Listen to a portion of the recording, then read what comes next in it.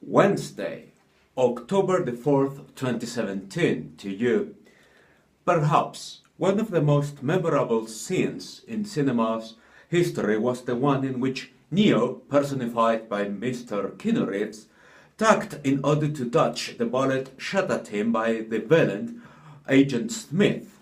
In that scene, many 2D pictures were taken to Mr. Reeves from different angles, thus creating a 3D static scene.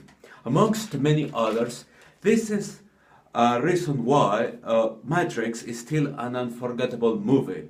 Such a technique was innovative in the movies, and in chemistry it had a parallel, and that is what this year's Nobel Prize in Chemistry was awarded for.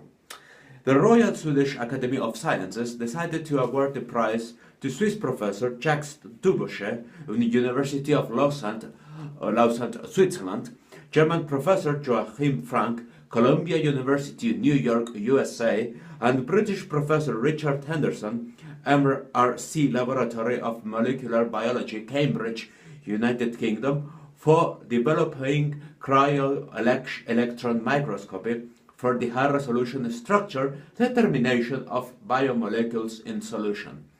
It is too easy to take a picture. You only need to ask your friends to say cheese, but rules are different when it comes to proteins. X-ray crystallography requires molecules to form well-organized crystals. In turn, electron microscopes transmit a beam of electrons. Their wavelengths are shorter than that of light, so image resolution is higher. However, when electron beams are intense enough, biological material incinerates. In addition, electron microscopy requires a vacuum which makes water evaporate, which in turn creates the conditions under which biomolecules deteriorate. Consequently, the resulting images were useless. And that is why cryo-electron microscopy is so important. First, Professor Dubochet invented a vitrification method in which water is cooled so rapidly that it solidifies to form a glass instead of crystals. He frisked Neo.